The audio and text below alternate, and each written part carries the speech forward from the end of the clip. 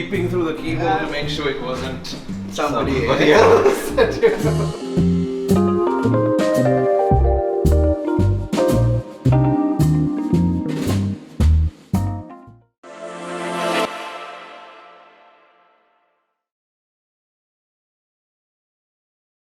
Hello, ladies and gentlemen. I'm Gehan Cooray. I'm an actor, independent filmmaker, and classical baritone singer based in Los Angeles. And while I'm down here in Colombo, which is where I grew up, which is where I had the great honor of growing up with Indu Dharmasena, by the way, who has graced my show today, Gehan Cooray's Meeting of the Minds. Indu, of course, needs no introduction. He is one of our most respected dramatists, playwrights, actors, with nearly half a century's worth of work under his belt. Indu, I think a lot of people are familiar with your Singlish plays, which is to say, ladies and gentlemen, for those of you outside Sri Lanka, a combination of English and Sinhala, our native language, Singlish. But what a lot of people may not realize as much is that Indu has the most remarkable ability to interpret and direct anything, literally anything, whether it's operetta, opera, Oscar Wilde, Shakespeare, you name it. And I think, Indu, if I would like to start this conversation with Shakespeare, because even though these are 400-plus-year-old texts, you have the almost unique ability to interpret and direct these plays in a very straightforward and identifiable manner. You make the text sound very fresh. For example, one thing I'll never forget is The Merchant of Venice, which you directed. And, ladies and gentlemen, Indu was telling me, Gehan, the famous Quality of Mercy speech delivered by Portia. Now, usually people say, the quality of mercy is not strained. It droppeth like the gentle heaven. That's how they do it. But Indu said, Gehan, this is a lawyer. She's, she's presenting herself as a lawyer. The quality of mercy is not strained. It droppeth like the, very... Yeah. Yes. If you could enlighten... No. First and foremost, I had to say, growing up, I actually didn't quite, I wouldn't say like Shakespeare, but I just couldn't understand it. Not the way I've seen it being performed. No offense to the people who are doing Shakespeare productions at the time, but until actually when I was in UK doing my degree, and of course I did maths and economics because everyone thought drama, what can you do with it? Mm-hmm. So I was told to do something more meaningful, and so I did maths and economics, which I haven't actually made any money on doing that. But I used to sit in on the drama lectures whenever I could, and I used to go and watch their workshop productions kind of thing. So the first production I saw there was Taming of the Shrew, which is actually one of my favorite Shakespeare plays. And I was amazed because, for one thing, Petruchio came on a bike. It was in modern day, and then it really made me realize Shakespeare is eternal. Why we say that? Mm-hmm. And then I realized they're using the same text. It's not, but they were not reciting it like blank verse. Mm-hmm. It was more like a conversation. Right. So then studying more into it, going deeper into it, I realized if you follow his punctuation marks, it does make sense. Of course, we were talking about productions, comedies especially, having double meaning, etc. I have to say, he was the king of innuendo. Yes. Right? So actually, when you start off with having problems with something, I suppose you work hard to get over it. So whenever I have done productions with schools, which is where mainly I have done Shakespeare productions, I actually try to understand it, and I've told the actors also.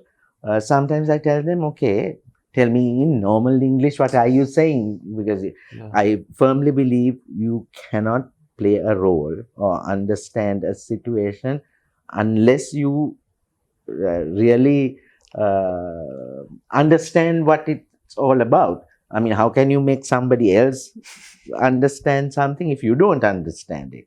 So, yes, ladies and gentlemen, Indu is all substance over style. And, because like he said, there's no point in declaiming and delivering the blank verse beautifully if the actor doesn't comprehend what they're saying, and hence the audience doesn't comprehend what's being said. Yeah, exactly. Because sometimes actually I tell them they can't say it in plain English. I mean, normal present day English. I tell them, okay, tell me in Sinhalese, or tell me in Tamil if you don't know how to express yourself in Sinhalese. Right. I just want to know what you're saying. That's it. Yeah. Because I think you're one of the few dramatists in Sri Lanka who really emphasizes meaning and who doesn't just, focus on the external presentation of the performance. Yeah, you mean special effects. Special effects and all that razzmatazz. Yeah. Well, even my productions, actually, when I first started writing plays, I did not have that much money because I had to self-fund. And I didn't have sets. It was just the furniture and the curtains at the Lionel Vent, the black curtains and the cyc, if at all, color change the cyc. And I got my actors to hold the audience to, so much so that they did not even notice that there were no sets or whatever. So as time progressed, I managed to get enough money to do a okay set. No, but the thing is, ladies and gentlemen, so the Lionel Vent is our oldest and most beloved theatre here in Colombo. And, Indu, you reminded me of Katharine Hepburn, the classic Hollywood actress, because she was doing an interview, I think, with David Frost or somebody, and they said, oh, Miss Hepburn, before we start the interview, we need to have a colorful carpet. And then Catherine said, why do you need a colorful carpet? Let us be the color. Yeah. And what you're saying is with your actors, you want the actors to provide the color and the... Yeah, exactly. Right. And I must say, ladies and gentlemen, I have had the privilege of being mentored by Indu Dharmasena as a teenager, and even before that, even as a prepubescent in school, when he first directed me in Gilbert and Sullivan's operetta, The Mikado. And then... what's that? I love that song. Three little maids from school are we, pert as a schoolgirl well can be, filled to the brim with girlish glee, we three little maids from school. When I was 12. Yes. And actually, since we're on the topic of music, ladies and gentlemen, Indu has the most remarkable ability to talk sing, what the Germans call Singspiel. Rex Harrison and Yul Brynner do it beautifully in The King and I and My Fair Lady. Indu has played those same roles, Professor Henry Higgins in My Fair Lady and the King in The King and I. Yeah. And even beyond those musicals, ladies and gentlemen, whether it's operetta, whatever, he can really... there are some actors who find it difficult to sing the music as written because a score can be very demanding. But Indu can show any actor who's having trouble with the music how to, I wouldn't say recite the words, how to deliver the lyrics. So, for example, when we were doing Beauty and the Beast, there was a little boy who was, I played Gaston, Indu played the Beast. And there was a little boy who was playing Gaston's assistant, Le Fou. And there was one passage which was a little tricky with the semitones. I think the passage went, which forces him to contemplate which sounds simple, but for a child, it can be difficult to navigate. And I'll never forget, Indu, you came up to him and you said, son, just say, which forces him to contemplate. Yeah. And where do you have that ability? And not everyone can, look at a song and figure out how to deliver it without singing it necessarily. Well, I suppose it's in character. If you think about what because for me, even in a musical, a song is part of the dialogue, you see. So you're getting across some kind of emotion. So when you're in the role, in that whole frame of mind, you can talk to the music. I suppose that's what I do. Talking, and by the way, ladies and gentlemen, of course, when Indu does it and teaches others how to do it, he talks to the music in accordance with the rhythms and the meters of the music. Yes, I try to. Otherwise, Ruani Seaman, Soundary David, they would all have a fit. Yeah. I mean, because Indu, when we were doing the Mikado, my voice was breaking. It was an awkward stage for me at the age of 12, and there was one section where Pity sings. It's a beautiful melody, but I couldn't for the life of me sing it with my breaking voice. Yeah. When a man's afraid, a beautiful maid is a cheering sight to see. Now, that was in the soprano key, and I remember the night of the performance, I knew I couldn't do it. So I thought, what would Indu do? And what did I do, ladies and gentlemen? When a man's afraid, a beautiful maid is a cheering sight to see. Yeah. And, now we're talking about operettas and musicals, ladies and gentlemen, but Indu has written 65 of his own original plays. Yes. And I have to say, it's not out of choice that I did 65 plays.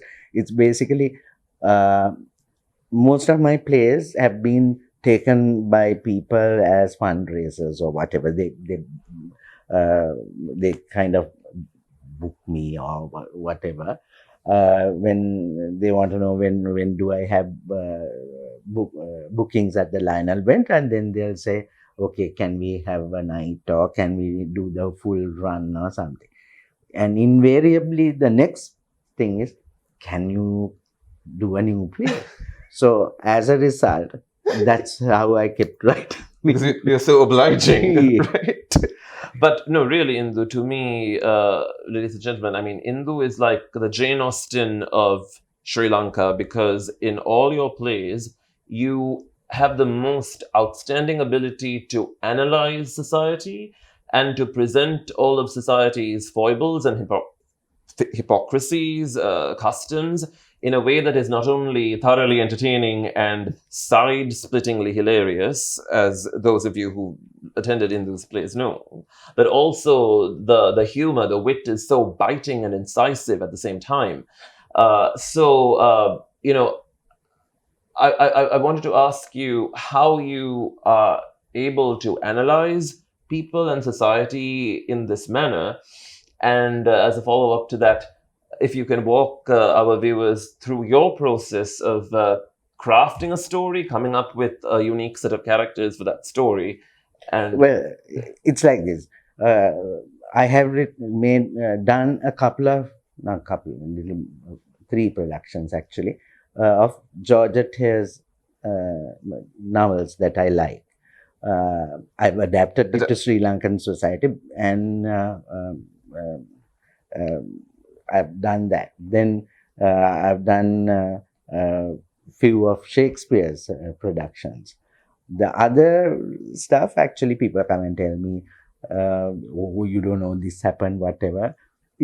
Sometimes it's just one incident that actually inspires me, and the way I actually write is I put two characters together, and sometimes when they start talking, I see where that leads. Just that one scene. Yeah. So that from there I built this story as we go. Wow. That's one way. Okay. Otherwise, the other thing is, like I said, if somebody tells me, something like this happened, so I don't actually mention anybody's names or whatever. Or it's actually sometimes one thing that I've liked in a movie or something like that, which I will take that thing and Let go your ahead. imagination Yeah. run wild.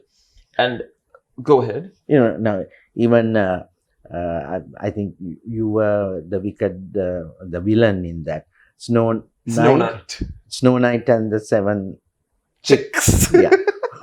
Then Cinderella turned around. Yes. And I think when you were talking about millionaires, I told you how you should. Absolutely, because Which was the start of your thinking about. Yes, Filmmaker. because the thing is, Indu, when I was, I think, as young as 4 or 5 years old, and I think I saw Cinderella the first time you did it. And, my mother said, darling, this is Cinderella, but Indu has changed genders. Now it's Cinderella with stepbrothers, a wicked stepfather, fairy godfather, all of that. And you gave me my first big break as a professional actor at the age of 15 when he did a revival of Cinderella, and he cast me as one of the wicked stepbrothers, and Indu played Cinderella. Yeah. And, you're absolutely right, Indu, because what you made me realize is that gender is such an artificial construct in many regards. And I think a character is a character. That's what you made me realize. Yeah. The essence of the character still remains, ladies and gentlemen, even if you change the genders around, because the gender is something that the writer assigns to the role at his or her own discretion to advance whatever story point that needs to be advanced, in the plot. But and yes, I would never have done my first feature film, The Billionaire, had you not shown me how you can not only change the gender of a character around, but also how you can really preserve that same core and essence of the character. Yeah. Because here, the millionaires in Bernard Shaw's original play was a real bitch. Yes.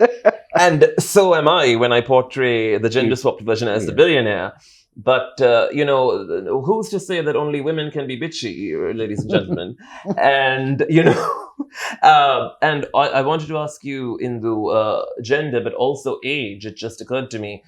You cast me as your stepbrother in Cinderella. Yeah. And in Snow Knight and the Seven Chicks, you were Snow Knight. I was the evil stepfather. Yes. And, ladies and gentlemen, Indu never asked me to, don a fake beard or make myself look older. He said, well, my mother could have married a young man, And, nobody in the audience, I think maybe one or two, but nobody really said, oh, how come you played the stepson? Because I think just as we were talking about gender, maybe you think that age is also not... Yeah. What are your thoughts on that? Yeah. No, I actually feel, and also nowadays, it's very difficult to actually tell somebody's age. Yeah. Because you tend to tint your hair and do all kinds of things. I mean, if it's available, why would you look younger than old and whatever? That's one thing. And the other is if you look at all those stories, it doesn't really say that this person married a old man or whatever. Right. The probability of her going and marrying a younger person, for me, was more possible than marrying some old fuddy-duddy, right? Yeah. So... And, ladies and gentlemen, of course, many of you know that Indu is a groundbreaking Sri Lankan, because not only as a dramatist, but on a more sociological level, my mother, of course, attended St. Bridget's Convent with Indu. They were schoolmates. And then, Indu made the very bold choice to become a legal male. despite having been the head girl of St. Bridget's Convent. I prefer to say head cop. Head cop, yes, in the interest of being gender neutral. Yeah. But at the same time, Indu, as much as you and I understand what it is to be gender neutral, I would like to ask you, yes, biologically, we may be male, we may be born male or female biologically, of course. But how would you define masculinity and femininity? Because do you think that, I think perhaps you feel like a person can be biologically male or female, but they may have a masculine or feminine soul, you know? Well, what I would say is I actually always felt that I was inside this body that didn't belong to me at that time. So it was just getting mind and body aligned as far as I was concerned. So, and I never hid anything. I mean, I always spoke about it, even as a kid, up to the point that I actually went ahead and did the surgery. So it's done and dusted, and I've moved on now. I'm living the life I wanted to live, or I thought I should be living. Because that's what you always wanted to be. I mean, that's a what life I you wanted always to felt I was. Right. Yes. Not that I wanted to be, but I always felt. And I think you said it so beautifully, getting your mind and your body aligned. Yeah. Right. I mean, now the thing is, Indu, one other thing I really admire him for is his total fidelity to his, well, now spouse, but even previously any partner he had. There have only been 2 or 3, by the way. You can count them with 2 or 3 fingers. You know, despite being a theatrical personality who meets any number of attractive women, when you're with someone, in this case, your wife Sangwada, previously your previous girlfriend, I've noticed Indu never once even comments on how attractive or appealing another girl is. His commitment to the person he's with is absolute. Well, I wouldn't say that. I mean, if I see male or female, I think it's an attractive specimen. Even now with Sam, we have this understanding. We will look, we will do this thing, but no touching. No touching. Yes. I'm just joking. I mean, not that we ever want to do or anything, but we discuss. I mean, the admiring is different to indulging in something or going further than that. So, I mean, yes, what I meant, Indu, was with your friends, with me or with any other guys or girls, you never say, oh, you know, so-and-so is gorgeous, don't you think? I feel like you always respect your spouse. Whereas there are so many people who they may pledge their love and devotion to their spouse or significant other, but with their friends, they'll talk about how, and that he has never done, which I find rare. And so the thing is this, I actually, I feel in general it should be the case. You should not look at people only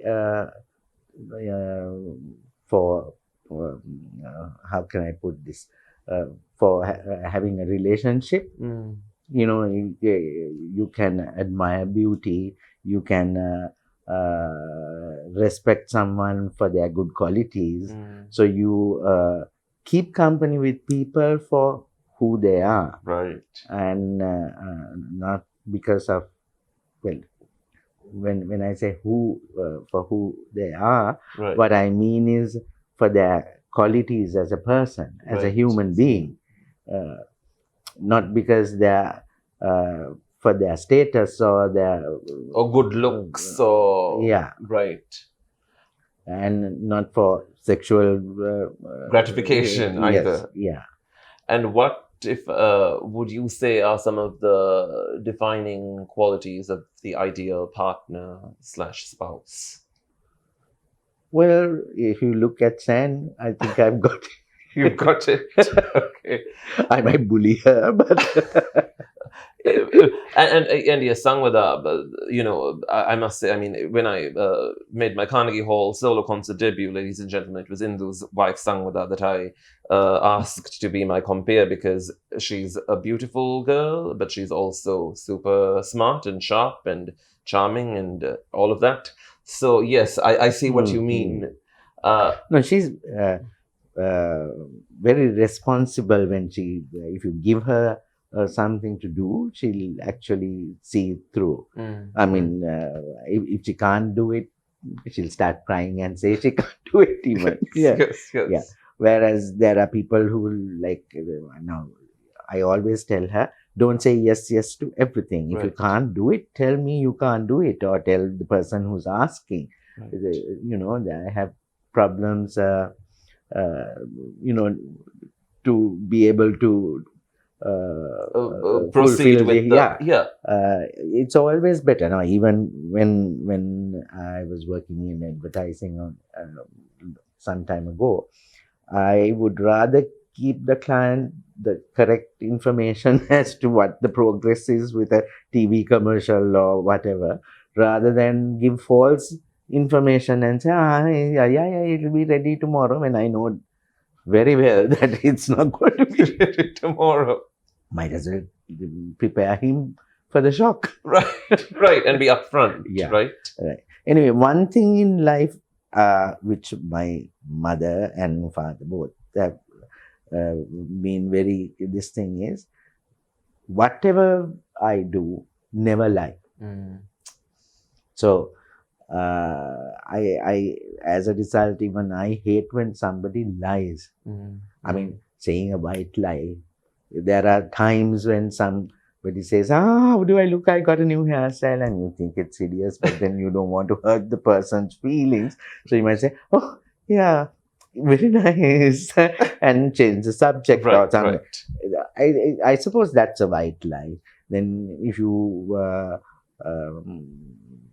have to go somewhere, I mean, that kind of thing, like if you're feeling too tired, saying something. But in my case, I'll say, actually, I'm knackered. I really can't come today. Can we make it another day?